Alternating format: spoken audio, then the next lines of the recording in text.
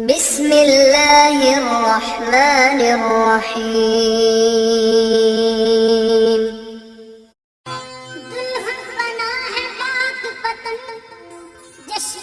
ایڈی set cafe میں خوش آمدید.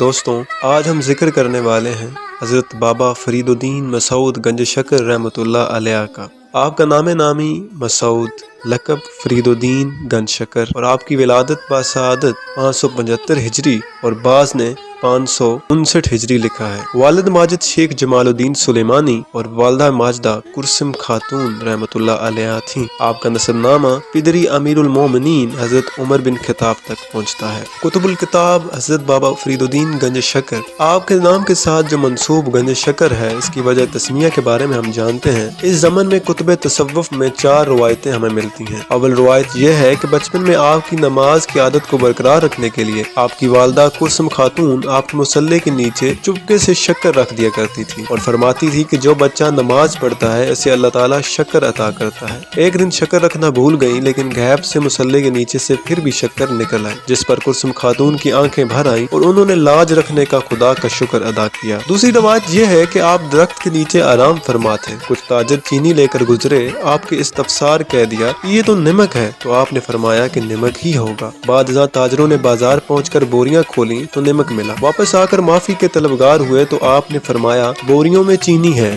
تو چینی ہی ہوگی. بوریاں کھولی گئیں تو چینی نکلی. تیسری روایت یہ ہے کہ آپ ضعف کے سبب رات کے اندھیرے میں ذکر الہی کرتے ہوئے گزرے اور گر پڑے. منہ میں جو مٹی آئی وہ شکر بن گئی، تو آپ کے پیر و مرشد نے آپ کو شکر گنج قرار دیا. چوتھی روایت ہے کہ آپ نے مجاہدہ کا ارادہ کیا. شیخ نے بھوکا رہنا بتلایا، آپ نے روزے شروع کر دیے. 3 دن بعد ایک شخص چند روٹیاں لے کر حاضر ہوا. آپ نے اس کو اشارہ غیبی سمجھ کر نوش فرما لیا. کھانے کے بعد تھوڑی دیر میں امتلا ہوا اور سب کہہ کے راستے نکل گیا. آپ نے اپنے شیخ سے یہ قصہ بیان کیا. انہوں نے فرمایا کہ 3 دن کے بعد تو کھایا، پھر بھی شرابی کا کھانا کھایا. حق تعالیٰ کا شکر ہے کہ وہ کھانا پیٹ میں نہ رہ سکا. اب 3 دن اور بھوکے رہو اور جو غیب سے آئے اس کو کھاؤ. 3 دن گزرنے کے بعد کچھ نہ آیا تو ضعف بے حد غالب ہوا. شدت بھوک میں کچھ کنکریاں اٹھا کر منہ میں ڈال لیں، وہ شکر بن گئی. شیخ نے یہ سمجھ کر کہ کہیں دھوکہ نہ ہوا ہو ان کو تھوک دیا. تھوڑی دیر بعد پھر شدت بھوک سے مجبور ہو کر کنکریاں اٹھا کر منہ میں ڈالیں، وہ بھی شکر بن گئی. ایسے ہی 3 مرتبہ ہوا. صبح کو حضرت شیخ سے عرض کیا. حضرت نے فرمایا کہ بہتر کیا کہ وہ کھا لیا. اسی دن سے آپ کو گنج شکر کہنے لگے. تعلیم و تربیت. والد کا انتقال بچپن میں ہی ہو گیا تھا.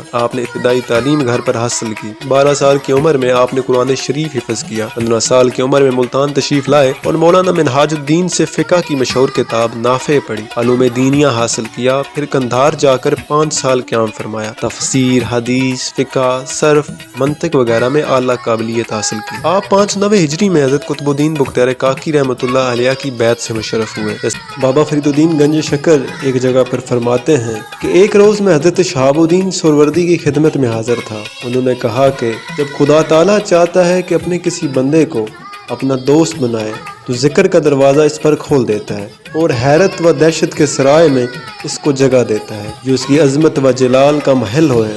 اس طرح ہر بندہ اللہ تعالیٰ کی حفاظت و حمایت میں آ جاتا ہے. لہذا بابا فرید الدین کی ہستی ایک ایسی ہستی ہے جس کو سمجھنا پرکھنا ہر ایک کی بس کی بات نہیں. باب جنت کیا ہے؟ حضرت بابا فرید الدین گنج شکر نے اپنا تن من دھن اپنے مرشد پر قربان کر دیا تھا، اور یہ اسی کی عطا ہے کہ آپ کو باب جنت ملا، جس دروازے کے لیے ہزاروں لوگ آپ کے دربار میں حاضری لگواتے ہیں.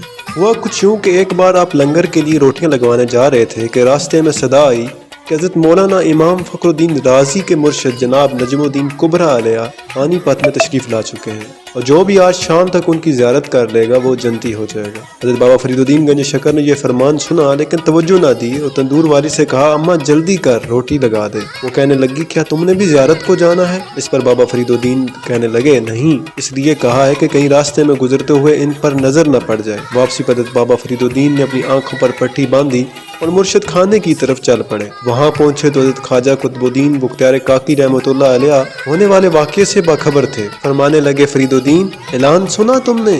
آپ نے عرض کی جی مرشد سنا ہے. مرشد نے فرمایا جاتے کیوں نہیں زیارت کو؟ بابا فرید الدین کہنے لگے جان اور دل ایک ہی ہے اور اس کے وارث آپ ہیں. آپ رحمۃ اللہ علیہ کے در کے سوا کہیں نہیں جاؤں گا۔ یہ سنتے ہی قطب الدین بختیار کاکی نے کہا فرید الدین یہ بتاؤ اعلان کرنے والا کون ہے اور کیا کہتا ہے؟ آپ رحمۃ اللہ علیہ نے فرمایا خادم ہے اور کہتا ہے جو مرشد کی زیارت شام سے پہلے کر لے وہ جنتی ہے۔ حضرت خواجہ قطب الدین بختیار کاکی نے فرمایا اے فرید الدین وہاں خادم ہے اور وقت آج شام ہے، تیرا مرشد یہ اعلان کرتا ہے قیامت کی صبح تک جو تیرے دروازے سے گزرے جہاں تیرے قدم مبارک لگے وہ جنتی ہو جائے گا۔ سیر علم سے فارغ ہو کر آپ 595 ہجری میں دلی تشریف لائے اور غزنی کے دروازے کے قریب ایک حجرے میں رہنے لگے۔ بعد ازاں خرقہ خلافت سے سرفراز ہوئے۔ آپ کے پیر و مرشد حضرت خواجہ قطب الدین بختیار کاکی رحمۃ اللہ علیہ نے اپنا خاص مسلح اور عصا آپ کو عنایت کیا۔ آپ سے مخاطب ہو کر فرمایا میں تمہاری امانت سجادہ دستار اور نالین جو کہ دست بدست پیران چشت سے مجھے تک پہنچی ہے قاضی حمید الدین ناگواری کے سپرد کر دوں گا، اور جب تم 5ویں روز ہانسی سے میرے قبر پر آؤ گے تو یہ امانت تم تک پہنچا دیں گے۔ اس فرمان کے مطابق قاضی حمید الدین اور حضرت بدر الدین غزنوی نے وہ تمام تبرکات آپ کے سپرد کیے۔ آپ نے پیر و مرشد کا خرقہ پہنا، مصلی پر دوگانہ ادا کیا اور پیر و مرشد کے مکان میں قیام کیا۔ پھر دہلی سے ہانسی روانہ ہو گئے اور وہاں پہنچ کر عبادت و ریاضت میں مشغول ہو گئے۔ آپ خود فرماتے ہیں میں 20 سال عالم تفکر میں کھڑا رہا، بالکل نہیں بیٹھا، میرے پاؤں سوج گئے اور ان سے خون بہتا تھا۔ مجھے یاد نہیں کہ 20 سال میں نے کچھ کھایا ہو یا نہیں۔ آپ نے چلائے ماکوسی بھی کیا اور سوم